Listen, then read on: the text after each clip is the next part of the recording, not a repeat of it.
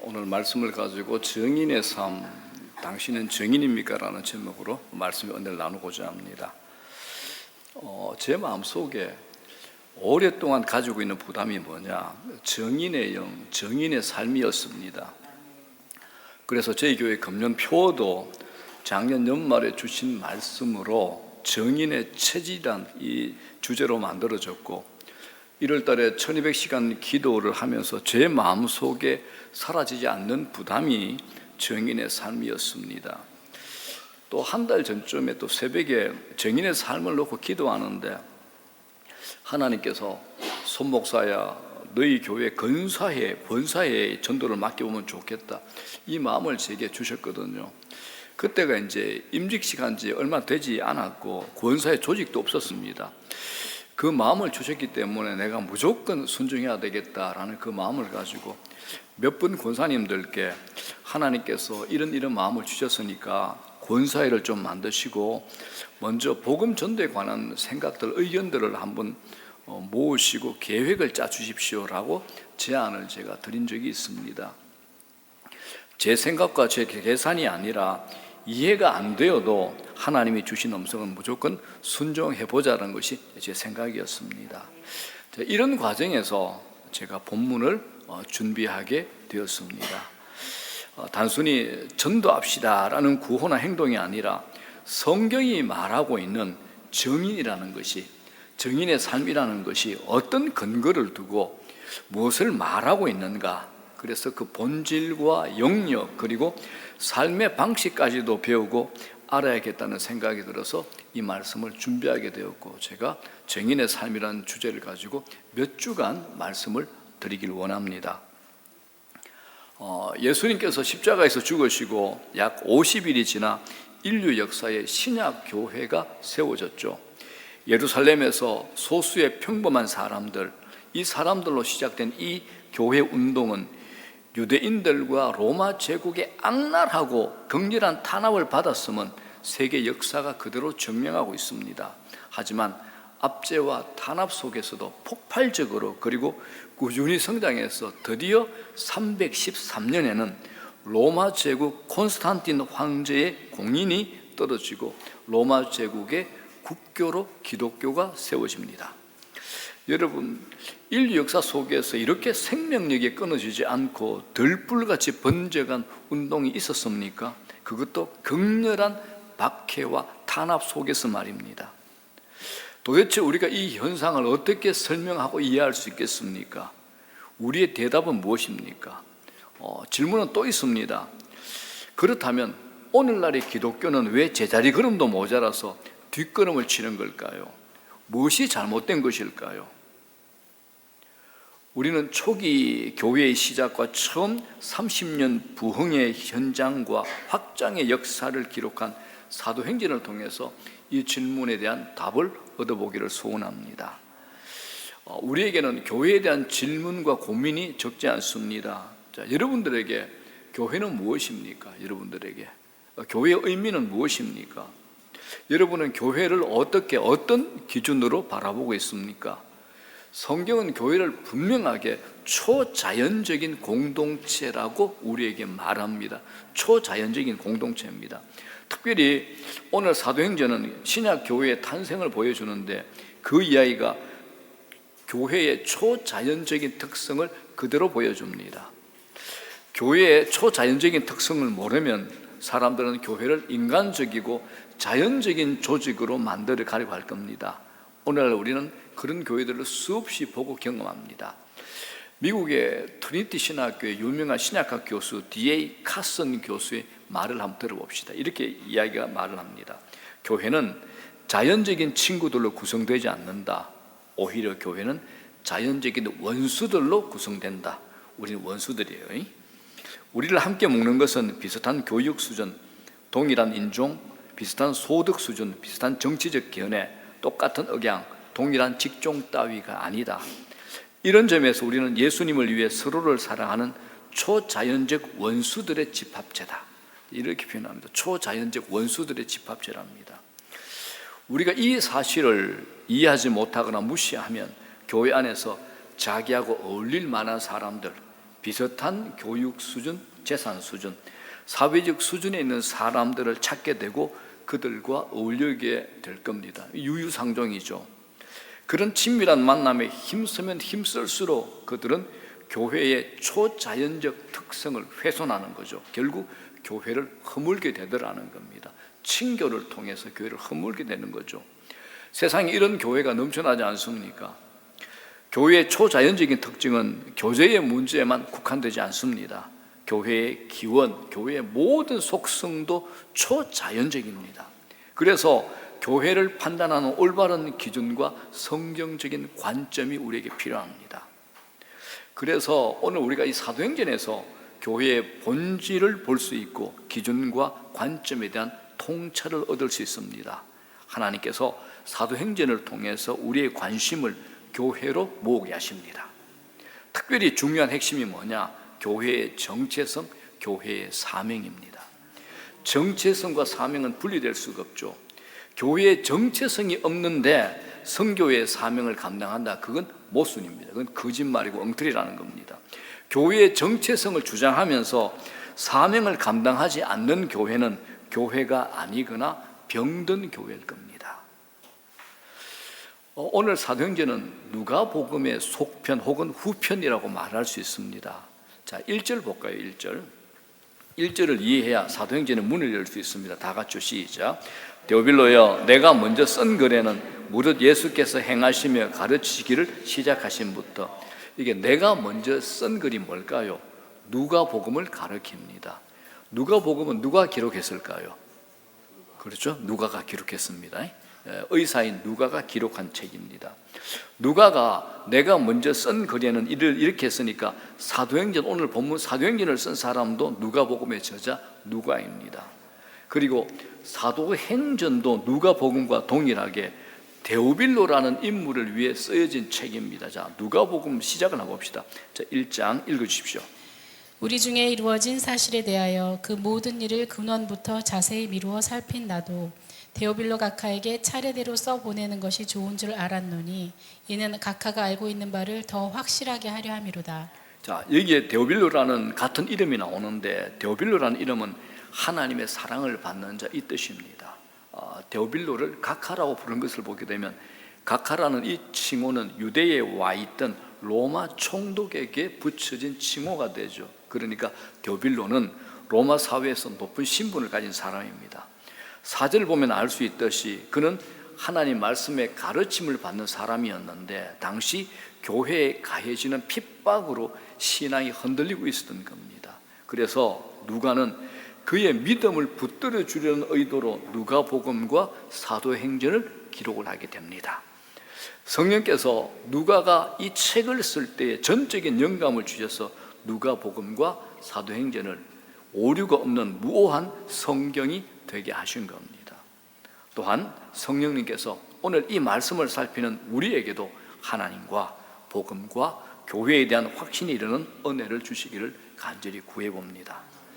자, 누가는 오늘 사도행전의 서문에 해당하는 1, 2절에서 이렇게 기록했죠. 다 같이 시작. 데오빌로여, 내가 먼저 쓴 글에는 무릇 예수께서 행하시며 가르치시기를 시작하신부터 그가 택하신 사도들에게 성령으로 명하시고 성천하신 날까지 일을 기록하였느니라. 자신이 누가복음에서 쓴 내용을 이 1, 2절에서 요약을 한 겁니다. 그건 먼저 예수님께서 행하시고 가르치시기를 시작하신 모든 일입니다.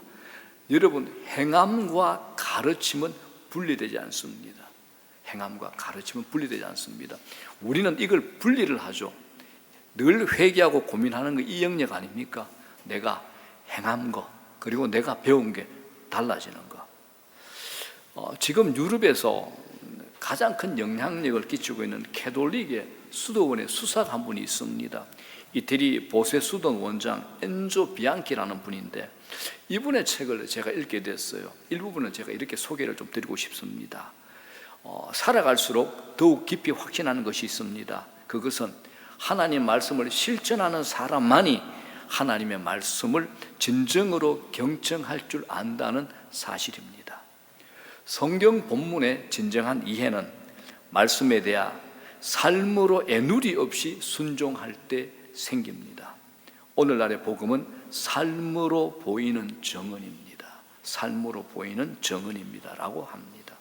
부정할 수 없는 표현이죠.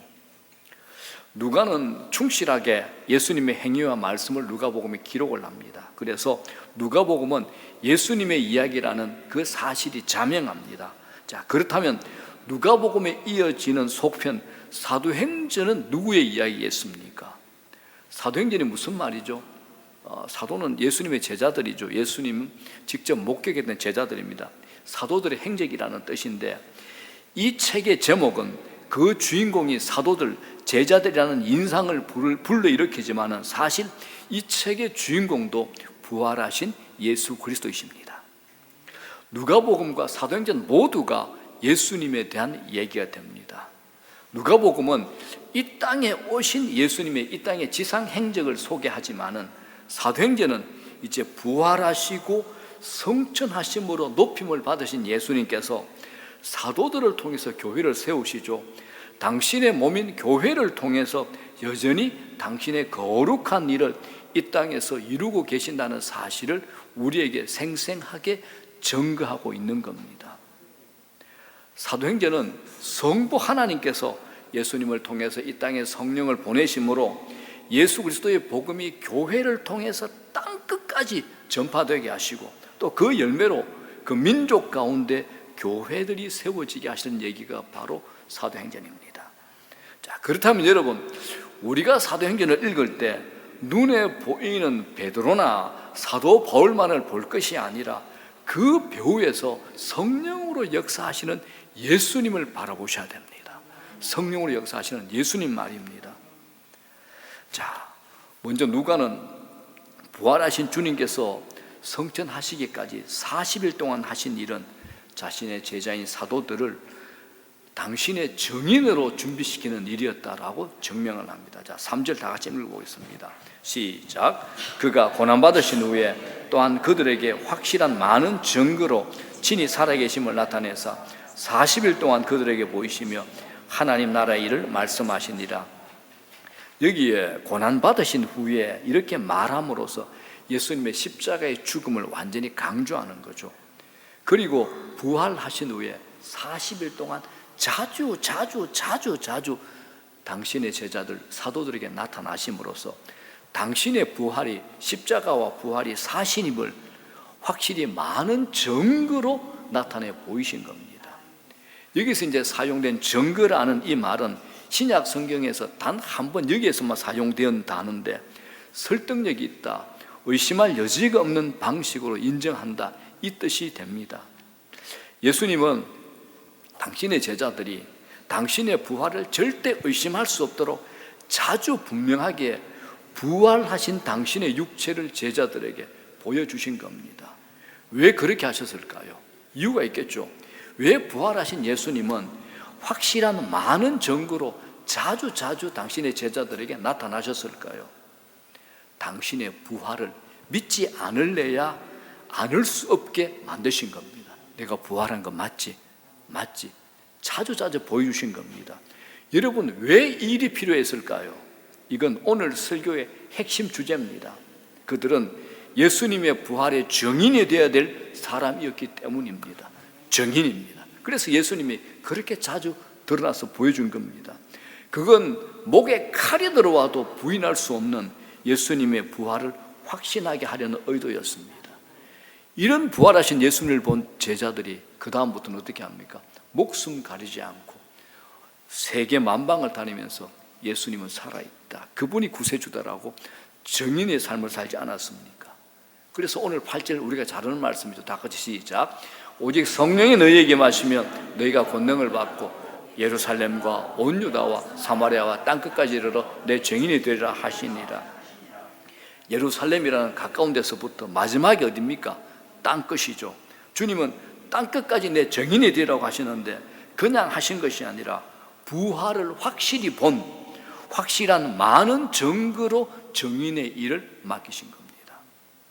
사도들은 증인의 일을 감당하기 위해서 부활하신 그분을 본 사람들이었습니다. 자, 그렇다면 여러분, 우리는 부활을 믿는 사람 아닙니까? 부활과 함께하면서 살아가는 사람 아닙니까? 예수님의 부활뿐만 아니라 우리도 부활함을 믿고 살아가는 사람 아니겠습니까? 그런데 이게 다가 아니었습니다. 예수님의 정인이 되기 위해서 필요한 것이 이것이 다가 아니었습니다. 예수님께서 그 전에 사도들에게 분부한 게 있었죠. 4절 뭐라 그럽니까? 시작. 사도와 함께 모이사 그들에게 분부하 이르시되 예루살렘을 떠나지 말고 내게서 들은 바 아버지께서 약속하신 것을 기다리라. 내게서 이미 들은 바 아버지께서 약속하신 것 기다리라. 그게 뭡니까? 성령이죠. 자, 이 기록자가 누가니까 그럼 이게 뭘까라고 누가복음을 찾아보면 되겠죠. 자, 누가복음 24장 49절에서 이렇게 증명합니다. 시작. 볼지어다 내가 내 아버지께서 약속하신 것을 너희에게 보내리니 너희는 위로부터 능력으로 입혀질 때까지 이 성에 머물라 하시니라. 위로부터 능력으로 입혀질 때까지 예수님의 증인이 되기 위해서는 특별한 능력, 위로부터 임하는 능력이 필요한 겁니다. 여러분, 이 사도들이 어떤 사람이었습니까? 얼마 전에 예수님이 붙잡히시고 십자가에 죽으실 때 모두 두려워서 뿔뿔이 다 흩어졌어요. 숨어버리지 않았습니까? 자신들이 겁쟁이들임을 다 만방에 드러내지 않았습니까? 아무리 확실히 많은 증거가 있다고 한들 이 겁쟁이들에게 무엇을 기대할 수 있겠습니까? 그래서 주님은 아버지가 약속하신 그 능력을 입을 때까지, 성령을 입을 때까지 기다리라고 하신 겁니다. 자, 여러분에게 묻고 싶습니다. 여러분은 예수님의 증인된 경험이 있으십니까? 왜 대답을 안 하시옵니까? 여러분들은 예수님의 증인된 경험이 있으십니까? 물어볼게요. 근데 그게 인간적 경험으로만, 인간적 용기로만 충분했습니까? 기독교를 대적하는 상황이거나 내게 치명적인 불이익이 주어진다 할 때에도 내 경험과 내 용기로 예수님의 증인이 될 수 있었습니까? 많이 어렵습니다. 그래서 우리는 위로부터 임하는 능력이 필요합니다. 예수님은 그 능력이 어떻게 주어지는지 좀 더 자세하게 이렇게 말씀하십니다. 그건 세례 요한이 말했다시피 성령으로 세례를 받는 겁니다. 성령 세례입니다. 5절 다 같이 시작. 요한은 물로 세례를 베풀었으나 너희는 몇 날이 못되어 성령으로 세례를 받으리라 하셨느니라. 이걸 말 그대로 이해한다면 세례 요한의 물 세례에서 죄인이 물에 잠기듯이 이제 사도들, 제자들, 너희들은 성령에 잠기는 일이 필요하다라는 겁니다. 이건 오순절 성령 강림을 가리키는 것이고 우리에게 이미 임한 거죠. 제자들에게 성령이 임하시면 그들은 권능을 받을 것이고 이 권능으로 그들은 예루살렘에서부터 시작해서 땅끝까지 이르러 예수님의 증인이 될 겁니다. 여러분, 우리 성령 받았습니까? 자, 그렇다면 우리도 이렇게 고백합시다. 다 같이 시작. 오직 성령이 너희에게 마시며 너희가 권능을 받고 예루살렘과 온 유다와 사마리아와 땅끝까지 이르러 내 증인이 되리라 하시니라. 아멘. 전도에 있어서 왜 성령의 충만과 도우심이 필요하냐 하면 전 세계를 다니면서 교회를 다 세우고 그랬던 전도의 거장 사도 바울도 자신의 경험과 고백으로 고린도서에 이렇게 고백을 합니다. 다 같이 읽어볼까요? 시작. 내 말과 내 전도함이 설득력 있는 지혜의 말로 하지 아니하고 다만 성령의 나타나심과 능력으로 하여. 아멘.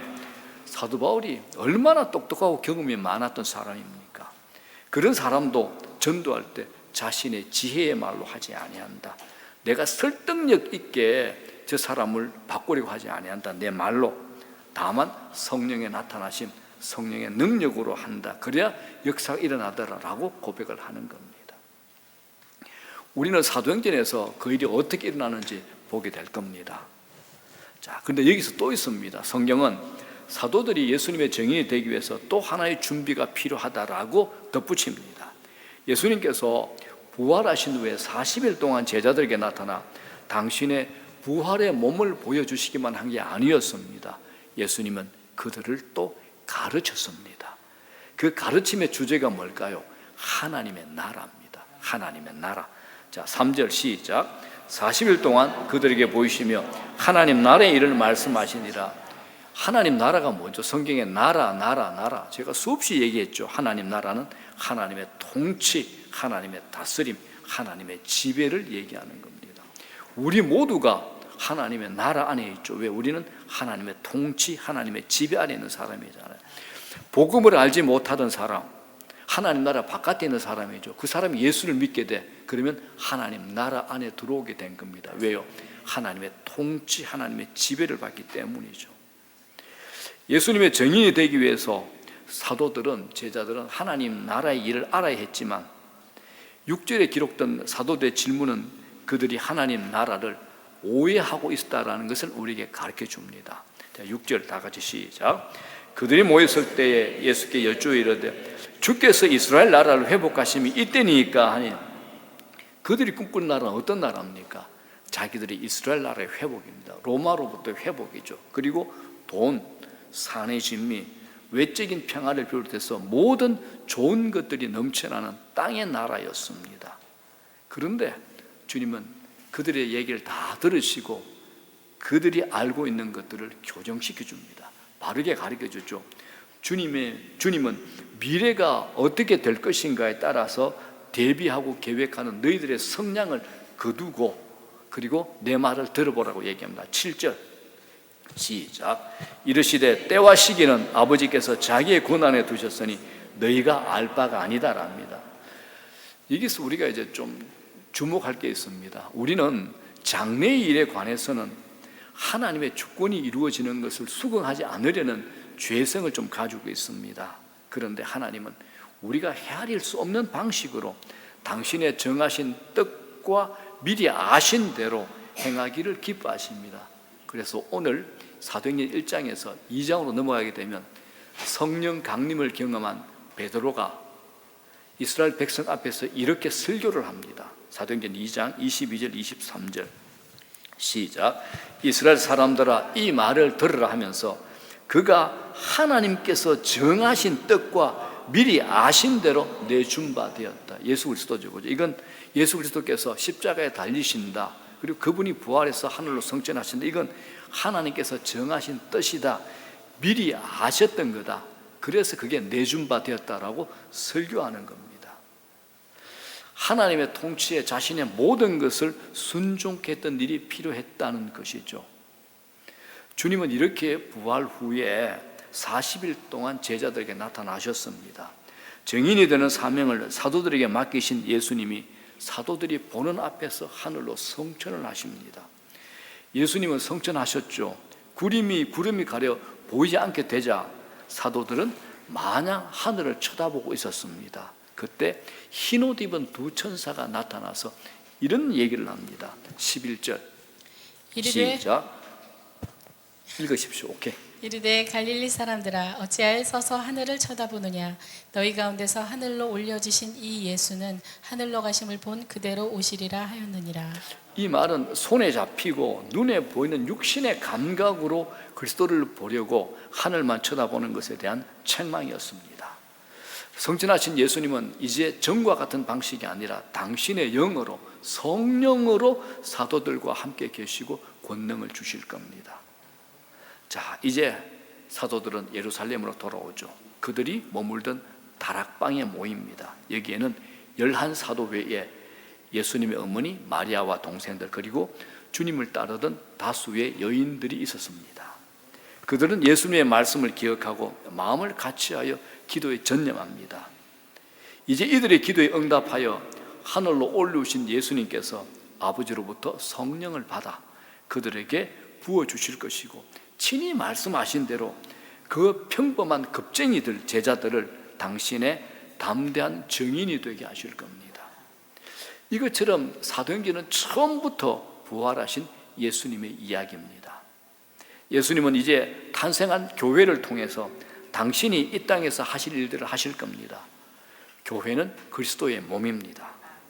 부활하신 예수님은 교회인 당신의 몸을 통해서 이 세상에서 여전히 당신의 일을 행하실 겁니다. 이게 교회의 정체성입니다. 이 정체성에서 자연스레 교회의 사명이 나옵니다. 그건 뭘까요? 예수님의 증인이 되는 겁니다. 우리 교회의 사명이 뭘까요? 예수님의 증인이 되는 겁니다.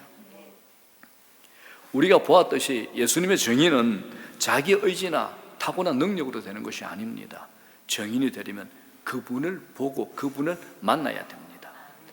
물론 우리들이 사도들이 경험한 것과 똑같은 방식으로 만나거나 볼 수는 없습니다. 예수님은 이미 성천하셨기 때문입니다. 하지만 우리는 확실한 증거를 가졌던 사도들의 거짓 없는 증언을 통해서 예수님의 부활이 역사적 사실이라고 믿을 수 있습니다.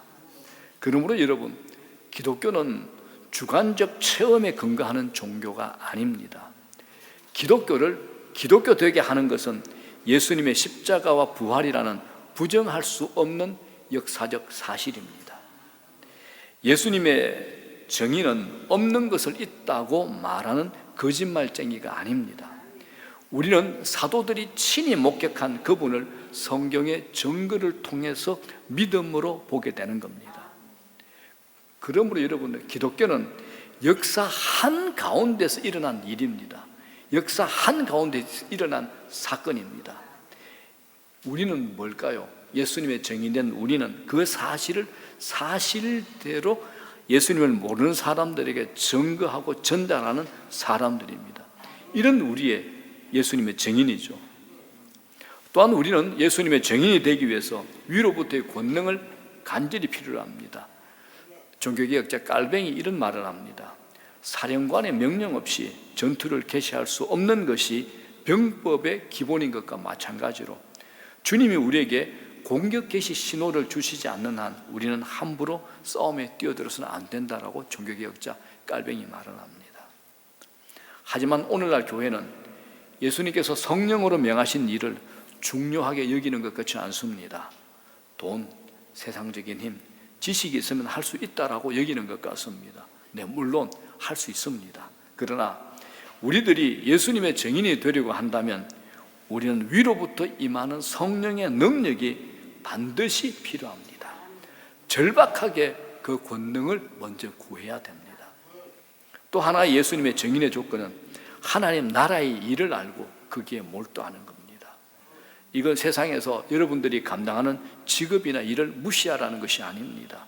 모든 일에서, 우리 삶의 모든 영역에서 하나님의 통치를 받으며 살아가시라는 겁니다.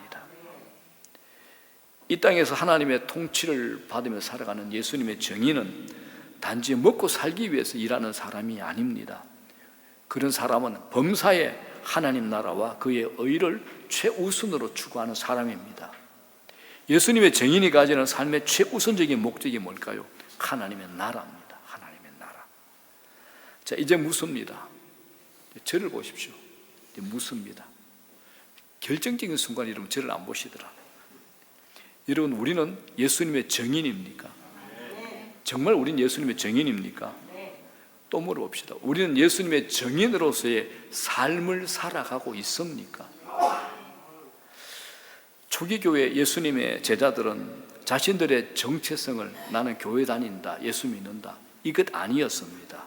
예수님의 정인으로 이해했습니다. 아, 나는 예수님의 정인이다, 정인이다, 정인으로 이해한 겁니다. 그리고 많은 예수의 정인들이 그들의 증거 때문에 죽임을 당했죠. 2000년 전에는. 그래서 2세기에 접어들면서 정인을 의미하는 헬라어 마르티스는 순교자라는 새로운 뜻으로 사용되기 시작을 합니다. 이 단어에서 순교자를 의미하는 영어 단어 마트가 나왔죠. 우리는 부활하신 주님께서 이렇게 평범한 소수의 사람들로 이루어진 교회를 통해서 세상을 흔들기 시작하는 역사를 사도행전에서 보게 될 겁니다. 기독교는 도덕이나 철학의 가르침 절대 아닙니다. 기독교는 인물입니다. 기독교는 역사에 실존하셨던 분 예수 그리스도에 관한 얘기입니다. 우리들이 필요로 하는 것은 단순히 예수님의 가르침만이 아닙니다. 마하트마 간디는 예수님의 가르침을 좋아했지만 그는 예수님의 증인도 아니었고 예수님과 아무 상관없는 삶을 살았던 사람입니다. 우리에게 가장 필요한 것은 예수님을 알고 예수님과 인격적 관계를 맺고 살아가는 겁니다. 여러분, 이런 생각은 잘못된 겁니다. 내가 이 시간 교회당에 와 앉아 있다, 이것이 보장해 주는 것은 아무것도 없습니다. 우리는 그분이 필요합니다. 그분은 우리를 지옥의 형벌에서 건져주시기 위해서 영원의 시간에서 나와서 우리가 사는 이 시간 속으로 들어오셨습니다. 우리는 정말 그분이 필요합니다. 하늘과 땅의 모든 권세를 가졌다라고 마태복음 28장에서 말하지 않습니까? 하늘과 땅의 모든 권세를 가지신 그분께 내 전인격이 굴복해야 되는 겁니다. 세상의 학문, 철학, 재물, 명예 그 어떤 것도 우리의 근본적인 문제, 죽음의 문제, 죽음 이후의 문제, 그리고 우리 삶의 전체적인 문제를 본질적으로 근본적으로 해결해 줄 수 있는 것은 아무것도 없습니다. 우리에게 가장 필요한 것, 예수 그리스도를 알고 예수 그리스도를 만나는 겁니다. 기독교는 무엇을 하라는 이 종교 아닙니다. 다만 저는 주 예수님이 필요합니다. 예수님이 아니면 제 인생이 헛되고 저는 영원히 지옥의 형벌을 면할 수 없는 비참한 죄인입니다. 저를 불쌍히 여기시고 구원하여 주시옵소서라고 구하기만 하면 자비하신 주님께서 우리에게 구원의 은혜를 베풀어 주실 겁니다. 여러분은 예수님을 만났고 구원의 은혜를 입으셨습니까? 그렇다면 여러분은 이제 교회당에 일주일에 한 번씩 출석하는 교인으로 있는 것은 아닙니다. 바꾸셔야 됩니다. 우리는 이제 내가 예수를 믿게 되었다는 것은 일평생 예수님의 증인으로 부름받은 존재라는 겁니다. 우리는 증인입니다. 증인. 부활의 주님을 말씀 속에서 만나고 하나님 나라의 일에 우리 자신을 드리고 성령의 권능을 입어서 예수님의 신실한 증인으로 살겠다라고 응답하는 저와 여러분 되시기를 주의 이름으로 축원합니다.